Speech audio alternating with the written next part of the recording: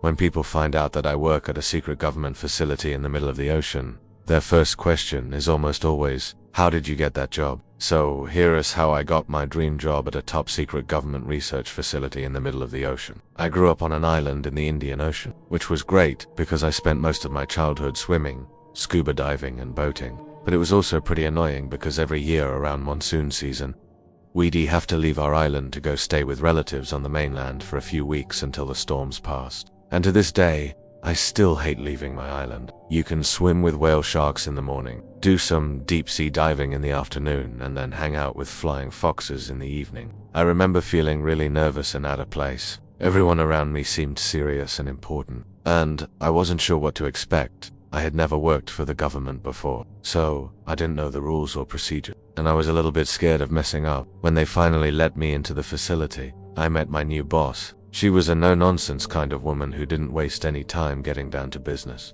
And it can be hot, cold, wet, windy, or all of the above in the same day.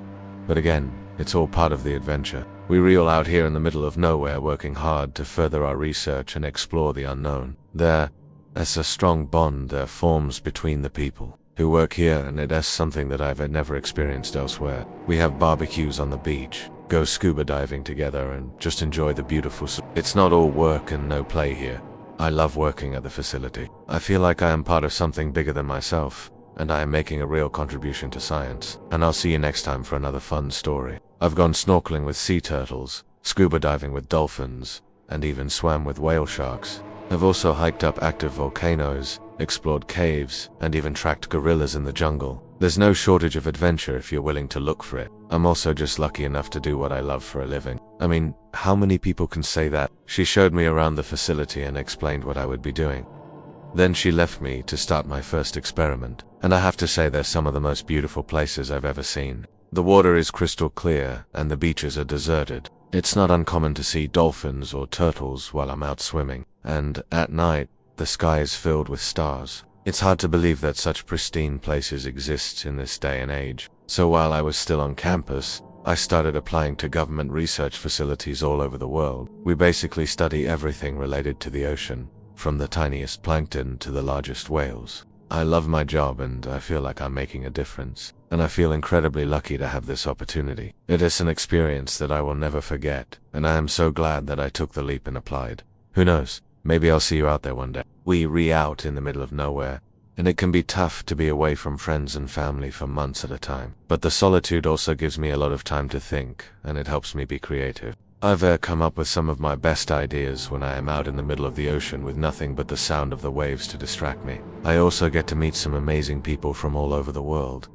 It's not all funny games around here though. There's a lot of pressure to produce results, and we have to follow strict protocols. But that's part of the challenge, and I love it. One of my main responsibilities is to collect and analyze samples from the ocean. This includes things like water, sediment, and fish. I also help out with experiments in the lab and in the field. My favorite part of the job, though, is getting to go out on research vessels and exploring the ocean. I get to travel all over the world, and I've seen some amazing things, like coral reefs, dolphins, and even a blue whale. To my surprise, I ended up getting a couple of offers, and one of them was from a top-secret government research facility in the middle of the ocean. I didn't know much about the facility, except that it was supposed to be one of the best places in the world to conduct marine research. And I had been curious about it ever since I was a kid. So needless to say, I accepted the offer.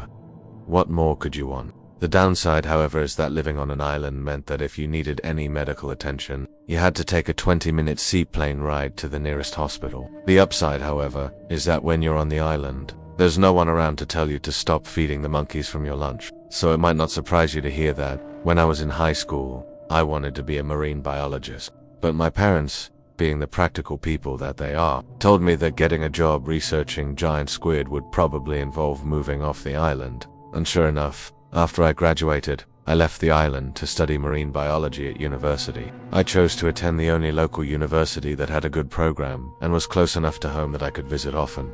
My major was marine biology and my minor was chemistry. My favorite classes were marine ecology and biochemistry, and I also spent a lot of time working at the university's scuba diving shop. Between classes and my job at the scuba diving shop, I spent most of my time underwater, and I loved it. I mean, I still do. By the time I graduated from university, I was pretty sure I wanted to pursue a career in marine science and maybe even work for a government research facility. A few weeks later, I was standing at the security gates of the facility, waiting to begin my first day of work. Now, I won't bore you with the details of what I actually do at the facility, but suffice it to say that my job is important. Working at the facility has been a dream come true for me. One of the biggest challenges of working at the facility is the isolation. Another challenge is the physical demands of the job. We're out in the elements all the time now that I've been working at the facility for a few years. I've had a chance to explore the nearby islands a bit. One of the best things about working at the facility is the sense of camaraderie.